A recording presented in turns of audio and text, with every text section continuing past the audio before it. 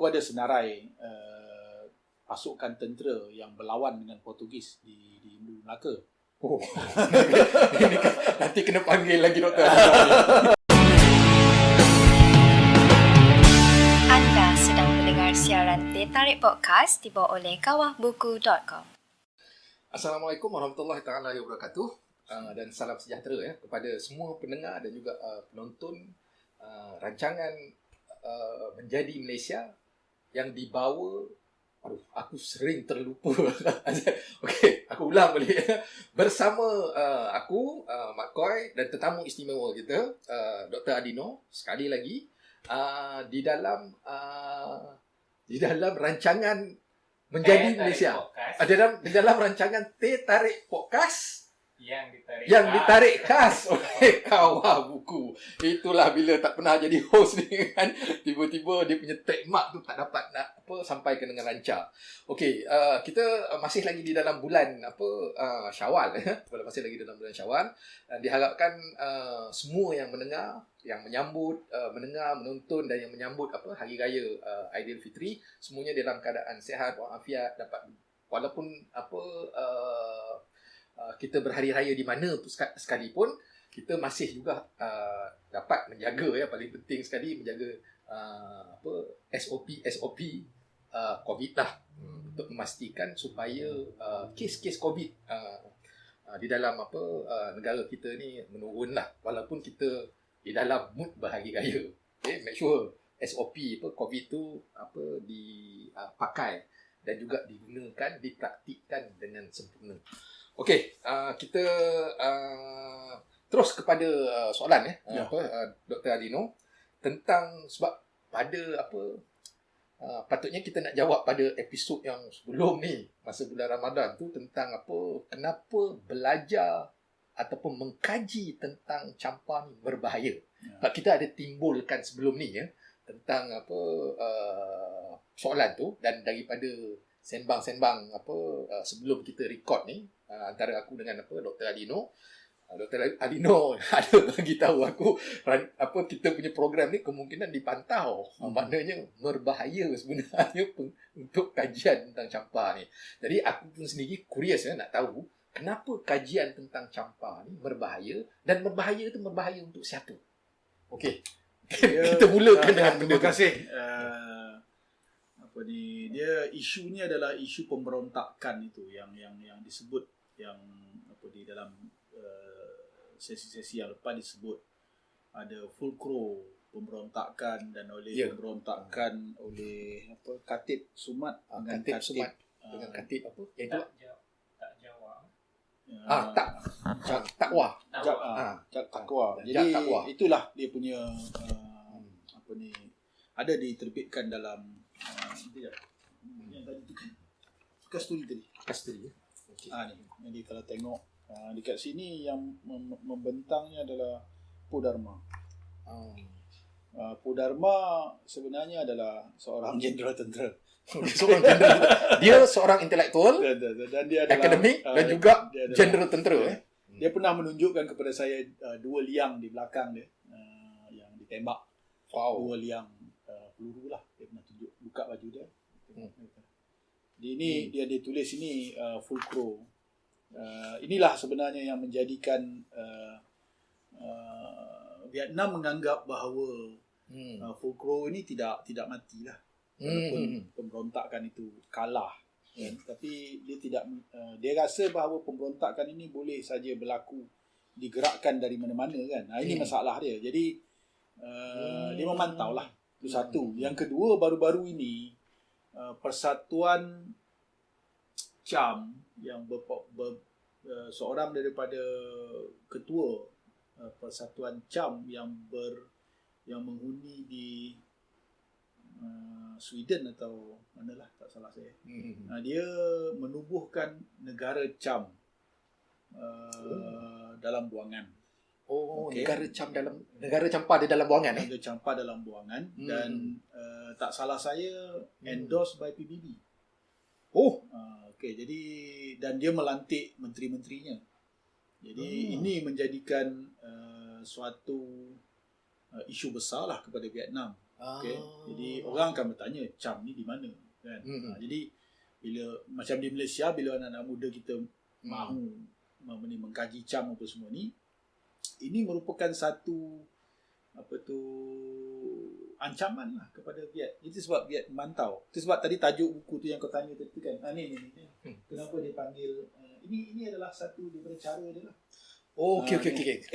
Instinct Vietnamese culture. Maksudnya CAM adalah sebahagian daripada Vietnam.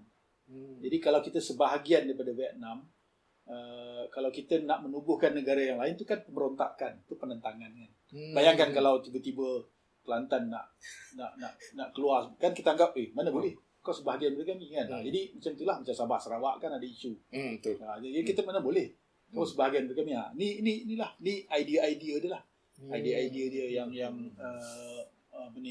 mahu untuk menutup the issue.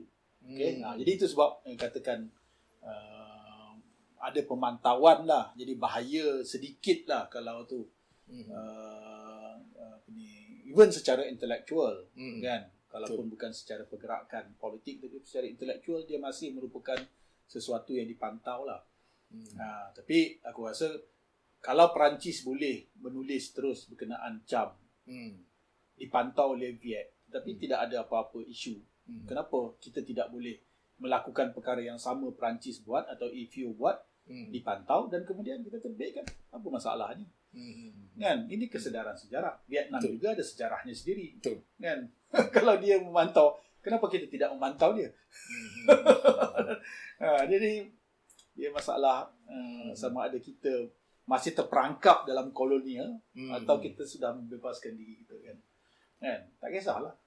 Rusia nak pantau ke Amerika nak pantau, tak apalah. Kita pun pantau dia. Tapi itulah normal lah. Itu yang tapi maknanya pemantauan tu mestilah ada ejen-ejen dia. Itu tak tahu lah. Kan? Maknanya Vietnam lah yang memantau kajian-kajian tentang CAM ataupun program-program, even mungkin kita punya perbincangan ni tentang Campa ni kan, kemungkinan dipantau juga. Atau macam mana? Tak tahulah saya kan. Tapi saya lebih menganggap bahawa memanglah ada, tetapi lebihnya kita menjadi orang kata tu inferior kepada keadaan tu kan. Jadi kalau kita melakukan perkara yang betul, contohnya kita mengkaji prasasti, mengkaji manuskrip, menerbitkan apa semua,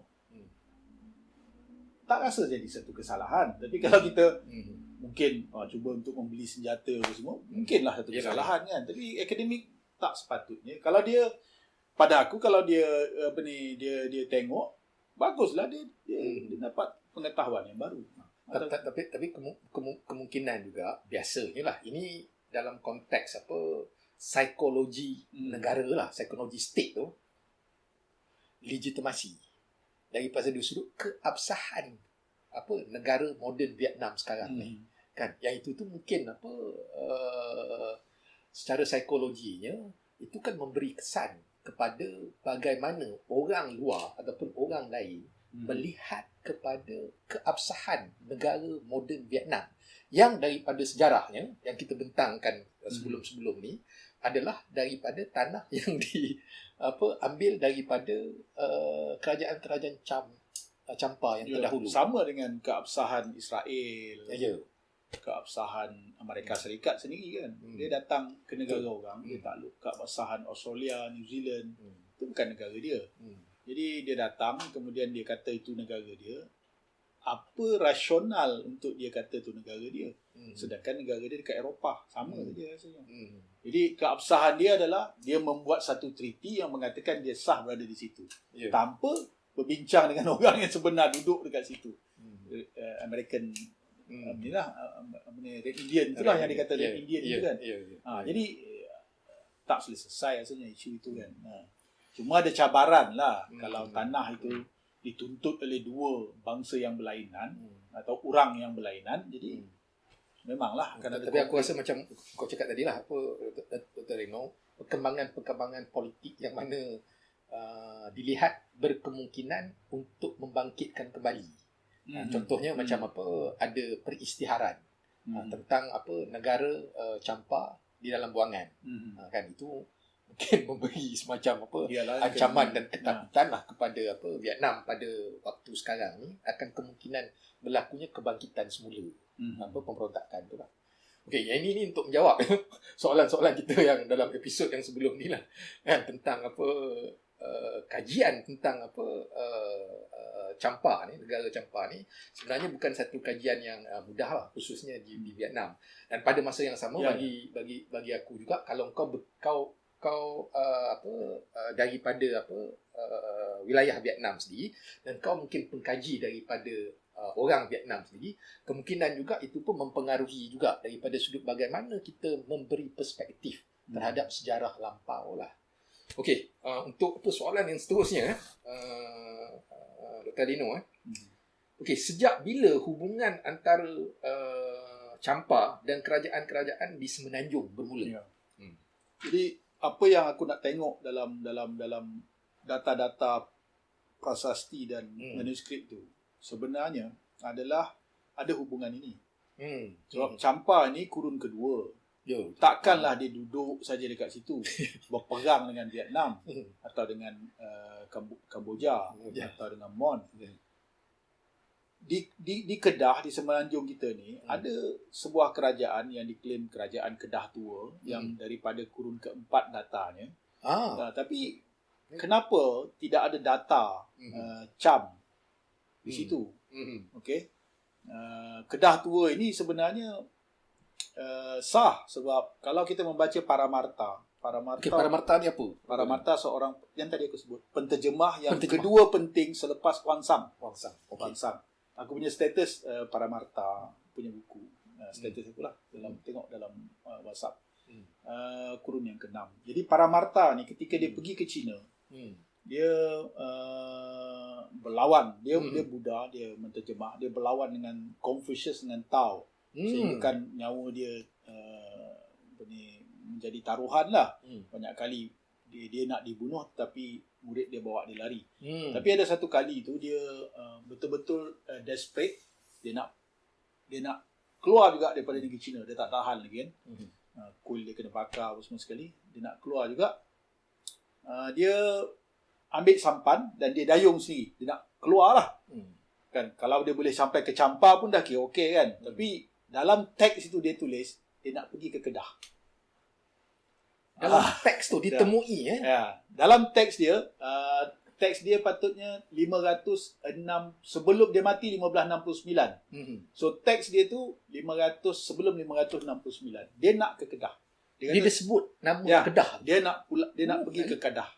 Dia nak pulang ke Kedah. Jadi dia kata dia nak pergi ke Kedah. Aku lupa sama ada pulang atau pergilah. Kalau pulang maksudnya dia nak pergi Funan. Funan dah musnah. Masa tu 545 Funan musnah. Jadi sebelum 569 dia nak pergi ke Kedah. Maksudnya Kedah sudah ada.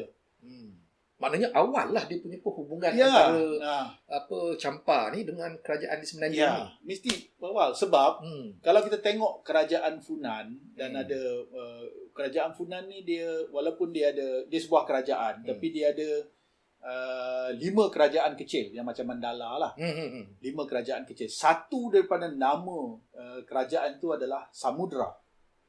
Yang orang kata adalah Sumatera. Samudra. Lagi satu Satingpra. Satingpra ni adalah segenting pra. Sebenarnya bukan segenting, sebenarnya Satingpra. Perkataan dia bukan segenting. Tak tahulah kalau segenting tu datang daripada Satingpra. Satingpra. Lepas tu ada yang lagi satu kata bahawa di Pontianak tu, yang Kutai tu kerajaan dia. Satu lagi adalah Tasik Chini. Faham? Jadi kalau Funan memiliki 5 kerajaan kecil yang bernaung di bawah dia, tentulah Cham ada hubungan dengan ini. Sebab Cham dan Funan ini adalah bersaudara. Kalau kita tengok kan, kemudian saja dia berperang dengan Khmer tu. Tapi Khmer itu memang bukan Melayu. Memang dia berperang. Tapi kalau dia Funan itu, yang kalau Cina kata dia hitam-hitam, rambut keriting, semua kan, itu Melayu. Jadi dengan Cham ni lebih kurang sama orang dia. Jadi tapi perhubungan ini tidak ditunjukkan pada teks. Ini yang jadi problem ni lah. Aku cuma ada maklumat Macam si Paramarta Mandrasena dengan Samhapala membawa teks ke China menterjemah, tetapi nak pulang ke Kedah. Tapi untuk Cham tidak ada maklumat itu. Dan kalau ada boleh tunjuklah, tapi aku tak jumpa lagi. Bunyi apa pula tu? Kita punya teknikal dia tak tutup lah dia punya apa. Okey, teruskan. Jadi itulah. Jadi kalau boleh, maknanya awal dia punya awal daripada masalahnya adalah batu-batu bersurat dekat tempat kita ni sedikit. Ya, Sumatera baru ada 20, Minangkabau ada 20, Sriwijaya 20, Minangkabau 20, Jawa ada 400, tapi dia dah Jawa ni batu bersurat dia awal, tapi yang banyaknya tahun 1300 ke atas. Dia bukan yang sebelum tu. Maknanya dah agak lewat lah. Agak lewat. Jadi tidak ada nampak lah perhubungan tu. Tapi memang di antara yang aku nak cari adalah perhubungan yang itu. Okey. Selain daripada Kedah yang kau cakap tadi, antara yang paling awal lah, antara yang dikatakan paling awal Tapi yang ini masih lagi hipotesis kan. Maknanya kita hipotesis lah. Selain daripada Kedah, Palembang. Ada Palembang. Palembang sepatutnya Kedah itu bernaung di bawah Palembang. Kalau ikut dari segi teori Kasparis dan lain-lain itulah. Tapi apa hubungan Palembang ni dengan Champa? Ini hubungan Palembang dengan Funan mungkin boleh dirasionalkan sebab ada data sedikit, tapi hubungan Champa dengan tu tak nampak. Ada satu buku yang kau tunjukkan, aku tak bawa tu. Aku ada tunjukkan dalam episod yang aku punya pembentangan. Tak salah aku Podharma punya buku. Podharma lah. Aku rasa ya mungkin hubungan Champa hubungan Melayu dan Indochina ke apa? Peradaban tu kot. Peradaban Timur. Ada Melayu. Peradaban Timur Laut. Lebih kurang macam tu lah. Aku ada buku tu, aku tak bawa sebab ada satu banyak lagi aku tinggalkan. Jadi kat situ berkemungkinan boleh ditunjukkan lah. Tapi begitu pun sebenarnya hanyalah bait-bait benda saja, hujah-hujah saja. Dia tidak macam orang kata ada prasasti. Betul. Macam tu. Itu hanya orang kata bawa hipotesis macam aku buat hipotesis juga lah. Kan? Okey, yang ni soalan ni berkaitan juga. Sejauh mana dan serapat mana hubungan antara kerajaan Champa dengan kerajaan-kerajaan di Semenanjung? Dan memandang kerajaan Champa bukan tunggal, sebab dia Mandala, ada banyak kerajaan-kerajaan dia, pelbagai. Champa yang mana yang punya hubungan dengan kerajaan-kerajaan di Semenanjung? Sejauh mana dan serapat mana? Dan juga Champa yang mana? Dia kau dalam siri-siri yang sebelum tu kau ada sebut tentang Kelantan tu kan. Kelantan. Tapi itu tu dah agak-agak lewat lah. Kurun ke berapa tu? Ke 18 ke 19. Ya, tapi kerajaan Pan ni, kerajaan Kelantan, Tan atau Pan ni, dia daripada kurun ketiga ke empat. Oh, okey. Setua itu. Di bawah Funan. Dia salah satu daripada yang Pan, Tan atau Kelantan. Dia ada tiga nama lah yang merujuk kepada tu. Lagi satu adalah kerajaan yang di Patani tu. Nama dia lainlah sedikit. Tapi ini adalah kerajaan yang rapat dengan Cham. Dan kalau Kelantan punya buku ada yang baru-baru ni diterbitkan tu Mai tu Kelantan. Dr. Alino cakap dia punya mata dengan buku. Mai tu. Ini baru betul. Itu Kelantan rasanya.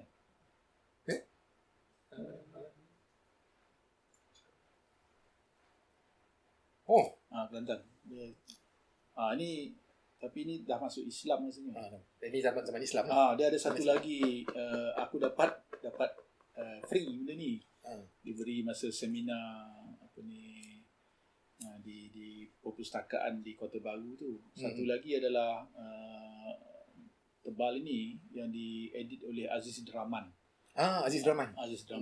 Dia setebal tu lah, tapi dia tak hardcover lah. Dia bercakap tentang ada makalah dalam tu yang bercerita tentang Kelantan pada zaman sebelum Islam. Sebelum Islam. Kan? Tapi biasalah sekali lagi cross checking tu susah dibuat sebab batu bersurat tak ada. Manuskrip tidak ada. Jadi ini yang menjadi masalah besar lah. Okey. Macam mana dengan Melaka? Melaka lambat. Tapi ada hubungan kan? Mesti ada hubungan. Tom Pires, waktu Melaka wujud itu, Champa sudah hampir musnah, yang Bro 3 musnah 1471 tu kan. Jadi waktu itu kemudian 30-40 tahun kemudian Tom Pires membuat dokumentasi tempat kita 15-12 itu. Rasanya ada sebut pasal Champa. Sebab dalam Sudara Satu Selatan memang ada lah. Ya, ada. Dan kemudian kau ada bagi tahu juga pada aku tentang bantuan yang dihantar oleh kerajaan Champa ketika Portugis menyerang Melaka. Ya. Itu mungkin boleh cerita. Ya, tidak, bantuan tu tak sampai sebab dihalang tak salah aku oleh Spanyol. Spanyol masa tu dekat Spanyol Filipin. Sudah ada dia dekat Filipin. Dia halang dia Spanyol masuk kemudian 11 tu dia dah ada. Jadi Portugis meminta Spanyol untuk menghalang tentera daripada tentera Cham yang dihantar untuk melawan Portugis di Melaka lah. Jadi aku ada senarai pasukan tentera yang berlawan dengan Portugis di Melaka. Oh. Nanti kena panggil lagi doktor. Jadi ini manuskrip yang diterbitkan di Universiti Malaya. Manuskrip Portugis yang diterbitkan di Universiti Malaya pada tahun 1970. Dan kemudian diterbitkan di Tokyo. Manuskrip ni. Dia tentang penaklukan Melaka. Manuskrip 1630 tak salah. Khalid Jaafar tahu manuskrip ni. Aku ambil dia punya indeks belakang. Dan kemudian aku buat kajian ke belakang lah. Jadi siapa tentera? Siapa tentera yang dinamakan? Jadi ada senarai nama inilah. Oh ini. Aduh. Yang ni kawan buku jual ke tak ni? Yang ni tak jual lah. Minta maaf ya. Buku ni tak jual. Tunjuk sikit apa Alino dia punya buku dia ni. The Conquest of Melaka. Apa? Francisco de Sade Meneses. Tapi tidak dijual. Jadi ini adalah personal name. Glossary of personal name. Nama yang ada dalam manuskrip ni, ini sebenarnya puisi. Walaupun dia bentuk ni, tapi sebenarnya asalnya adalah puisi. Jadi nama-nama ni kita akan dapat, kita boleh membina, construct balik semula. Ada berapa banyak tentera yang berada dekat situ. Tapi yang aku boleh construct adalah general-general tenteranya. Contohnya, kita tahu dekat situ Taiwan menghantar tentera. Wow. Taiwan menghantar tentera dan general dia mati. Sebab dia rakam kat situ. Taiwan hantar. Turki menghantar tentera. Nama tentera Turki tu adalah, tak salah aku, adalah Ruslan ke apa. Nama dia lebih kurang. India 3-4 negara kat situ menghantar tentera. Aceh sudah pastilah. Jawa sudah pasti. Indragiri sudah pasti hantar tentera. Jadi ada 11 ketompokan tentera mempertahankan Melaka. Kalah juga lah. So buku ni kalau siapa ada, tapi kawah buku tak jual kawah buku tak jual buku ni, tapi dekat belakang ni seperti mana yang telah diungkapkan oleh Dr. Alino tadi, ada senarai nama orang yang terlibat di dalam perang Portugis Melaka. Perang 2 bulan. Perang 2 bulan Portugis Melaka. Ogos September. Ini 15-11. Ya. Terus Okey, kita pergi ke soalan yang seterusnya. Okey, apakah teori-teori dalam kajian Champa yang sekali lagi ada pula kekacauan bunyi minta teknikal untuk mute kan. Okey. Aku sendiri sebenarnya memang peminat teori lah. Jadi kalau dalam sosiologi tu, kalau kau belajar sosiologi ni, teori ni memang satu benda yang penting lah. Okey, kalau pada pandangan kau sendiri, Dr. Reno, dalam kajian Champa ni, teori-teori apa yang penting untuk diketahui lah dan untuk difahami? At least kurang-kurangnya ni untuk orang awam lah. Teori sejarah satulah. Kita kena pakai teori sejarah lah. Walaupun sebenarnya bila cakap teori sejarah tu, sebenarnya yang kita buat adalah teori sejarah Eropah dilaksanakan kepada data-data campak. Ini sebenarnya tak betul. Dia sebenarnya kita kena konstruk teori sejarah yang sesuai dengan data campak. Itu sebenarnya. Kan? Teori budaya sekali lagi lah. Dan teori budaya tu di dalam alam fikiran kita sendiri. Alam fikiran bukan kita. Alam fikiran Eropah. Jadi itu sebab kita kena dapatkan data primer yang banyak. Baru kita boleh buat teori. Macam tadi tu kan, kita tahu bahawa strategi kepada seorang pemimpin ada 4. Negosiasi, rasuah, apa lagi? Serang, kemudian apa tadi katakanlah lupa lah kita kan. Jadi ada 4. Dalam episod yang lepas jadi ada tak, itu rasuah tadi. Jadi adakah 4 ini macam sekarang ni kalau orang teori kepimpinan ini dia boleh bawa kepada kepimpinan dalam institusi. Kan? Jadi kita tahu teori kepimpinan dalam politik campak demikian. Kalau kita bawa teori kepimpinan dalam industri, apa jadi? Kan? Adakah katakan negosiasi? Ini bagus. Memang setiap kali nak buat benda negosiasi, perbincangan apa semua kan. Jadi menyerang ini maksudnya apa dalam industri? Jadi kalau kita tengok teori kepimpinan dan kepengurusan moden semenjak daripada tahun 1900 pun oleh Draka dan lain-lain, dia base kepada Cina tu siapa? Sun Tzu atau Machiavelli. Tapi kita pun ada. Kita tak pernah pakai Asoka pun kita tak pernah pakai. Walaupun Asoka bertindak seperti Machiavelli. Lebih awal, Asoka bertindak benda tu tahun 300 sebelum Masihi, 300 Masihi. Kan? Kita ada data tu. Asoka Raja Sutra ada dalam senarai Funan. Asoka Raja Sutra. Asoka Raja Sutra. Raja Asoka Sutra. Kata-kata Raja Asoka. Dia macam Salatin juga. Ada. Aku lupa bawa lah. Ada satu nasihat kepada raja. Ada satu tu Nagarjuna. Tajuk dia aku lupa. Tapi Melayu dia sepatutnya adalah nasihat kepada raja. Sebab dia tulis surat nasihat kepada raja. Ini sama macam Tajuk Salatin. Tapi ini sebelum Islam.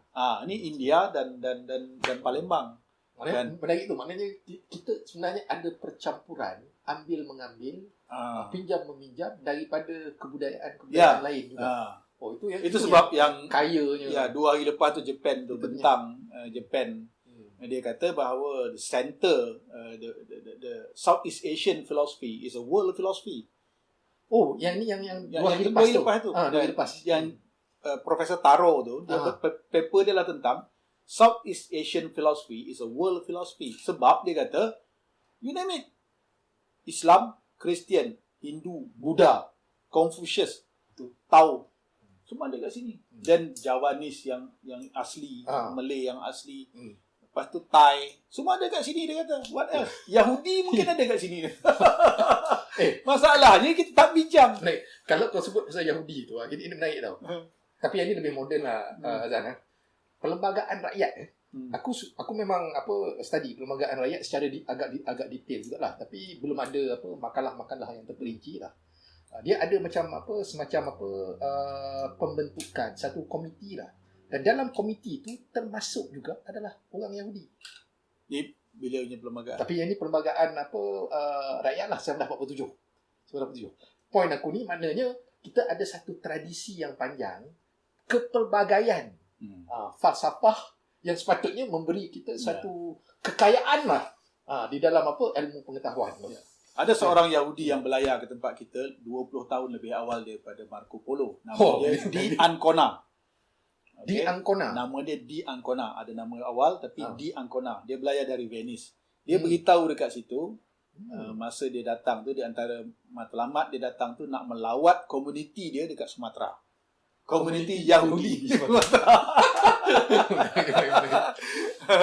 Ada satu wartawan di Jakarta nak interview aku pasal benda ni, tapi aku tak pergi lagi Jakarta. Tak cari dia. Okey. Yang ni soalan terakhir lah. Soalan terakhir untuk pada episod kali ni. Sebenarnya kita bersama-sama dengan Dr. Adi Noor ni, aku rasa sangat bermanfaat lah untuk diri aku sendiri. Banyak benda yang aku belajar. Dan ini adalah soalan yang aku rasa penting di dalam siri menjadi Malaysia juga, sebab aku memang ada memberitahu lah kenapa kita mengambil satu jalan yang jauh lah, mempelajari tentang campak untuk memahami Malaysia pada hari ini. Jadi soalan dia adalah tentang hubungan antara Malaysia pada hari ini dengan campak lah. Okay, pada pandangan engkau, Dr. Lino, apa hubungan kait antara campak dan Malaysia pada hari ini? Apa kepentingannya untuk kita belajar dan tahu tentang campak dalam konteks Malaysia pada hari ini? Ini aku jawab secara lebih general lah. Okay. Hubungan ni simple sebab orang campak dah ada dekat tempat kita semenjak daripada Melaka. Atau lebih awal daripada itu masa Kelantan lah. So kita mesti ambil mereka sebagai sebahagian daripada kita dah, simple. Tapi isu yang lebih besar yang kita perlu bincang adalah Malaysia ini sebenarnya bukan hanya terdiri daripada identiti tiga yang besar tu, Melayu, Cina dengan India. Bukan. Okey, kalau kita ambil Melayu saja, kita di Semenanjung ini ada 17 suku atau urang yang berlainan. 17. Macam aku, ayah aku Mendeling, mak aku Minang. Jadi aku ada dua urang, dua cara berfikir yang berlainan. Satu menjadikan lelaki sebagai ketua, satu lagi belah mak sebagai ketua.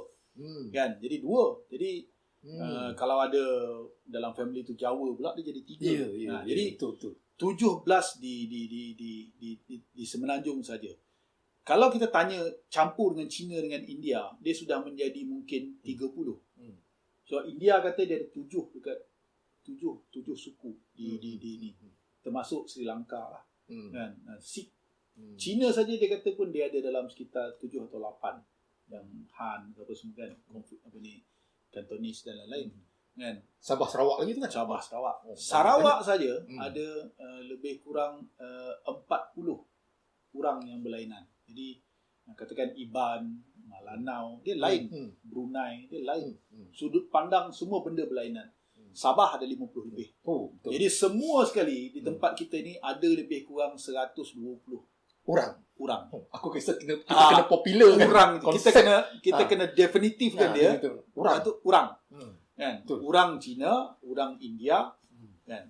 Jadi masalahnya adalah apa yang dibawa oleh orang ini. Ini masalah dia. Contohnya kalau kita pergi kepada Iban kan. Okey, kita tengoklah orang Iban itu, lepas tu apa sebenarnya ada di belakang mereka. Kan? Kita akan mudah kata alah dia ni sebenarnya kita nak undi pada dia ya, tapi bukan itu isunya. Itu bukan isu dia. Isu dia adalah dia sebenarnya sebagai satu daripada orang di Malaysia ni, daripada ratusan orang yang lain, apa sebenarnya kehendak dia? Adakah dia sebenarnya tahu tentang pendidikan anak-anak dia? Dia tahu tentang ekonomi dia? Dia tahu tentang mengurus masyarakat dia? Dia tahu tentang budaya dia? Dia tahu tentang sejarah dia? Dalam banyak isu mereka tidak tahu. Jadi kerajaan sepatutnya memberitahu mereka. Kan? Kamu orang Iban, sejarah kamu di sini semenjak 2000 tahun yang lepas. Ini tulisan kamu yang asal.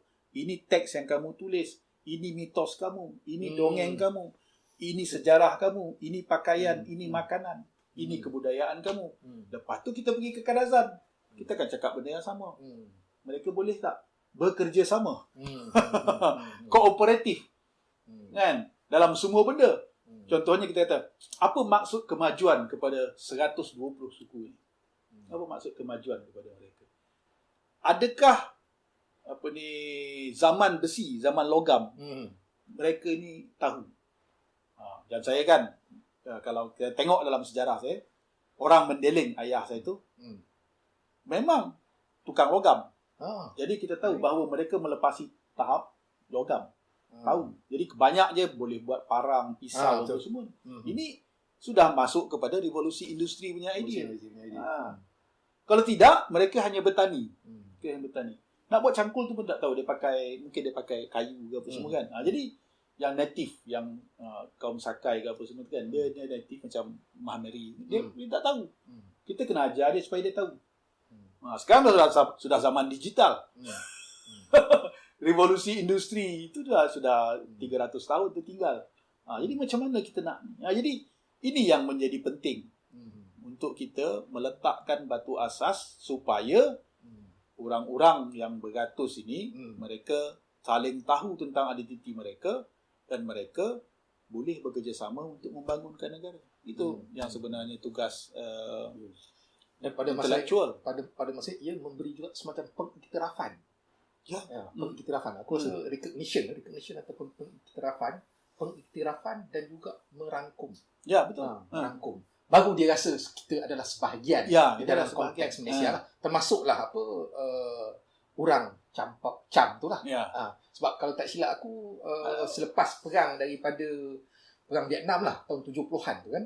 Tahun 70-an itu ada ramai juga komuniti orang Cham, orang-orang Cham yang diterima masuk dia pelarian dan kemudian diterima di dalam kita punya pulau, kerajaan moden lah, Pulau Bidung tu lah. Kan. Jadi itulah. Jadi kan sejarawan, sosiologis, antropologis sepatutnya melakukan kajian yang sebegitu. Kan? Di antaranya adalah mendapatkan data-data yang prima. Macam data macam ni lah. Itu sebab aku nak bawa buku Rosyari ni. Tadi aku ambil sebab ni data ni adalah data ni data oral.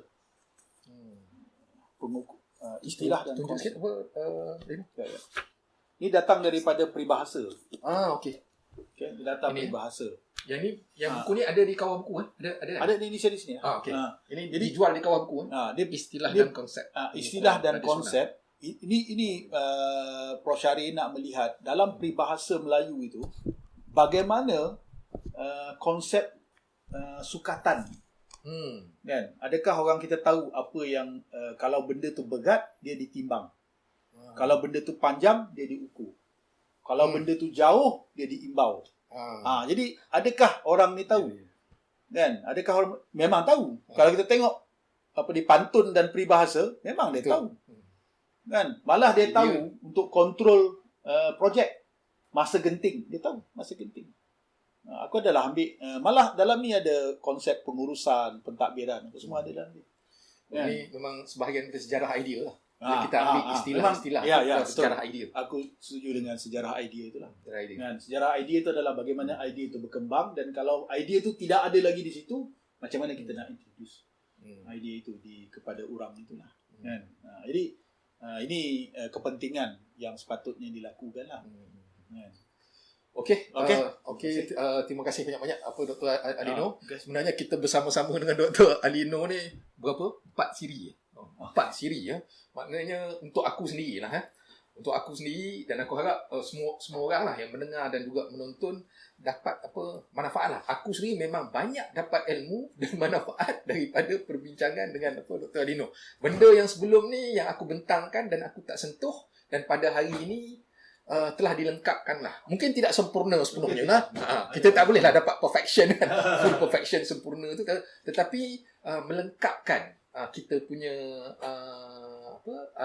pembentangan, perbincangan tentang campak dan juga hubung kait dia dengan kita di Malaysia dan negara moden Malaysia pada hari ini. So sekali lagi aku nak ucapkan banyak-banyak terima kasih kepada Dr. Alino. Mungkin lepas pada ni boleh panggil lagi sebab Dr. Alino ni tadi banyak khususnya Sriwijaya kan. Dia ada sebut tentang Sriwijaya tu, kita pun mungkin akan masuk kan tentang perbincangan tentang Sriwijaya. Aku dig semua benda yang primer. Dan Dr. Alino ni dia bukannya membaca secondary ya. Dia membaca bahan-bahan dan juga bukti-bukti primer lah. Kan? Dia punya penggalian tu adalah sumber utama, bukan sumber kedua. Jadi sekali lagi lah kita dekat kawah buku ni rasa berbesar hati sangat dengan kedatangan Dr. Alino yang telah memberikan pencerahan kepada aku sendiri dan aku harap tercerah juga semua yang mendengar dan menonton program Teh Tarik podcast yang yang ditarik khas oleh Kawah Buku. Sampai berjumpa lagi di episod yang akan datang. Terima kasih banyak-banyak. Terima kasih Dr. Alino. Terima kasih semua yang menonton dan yang mendengar.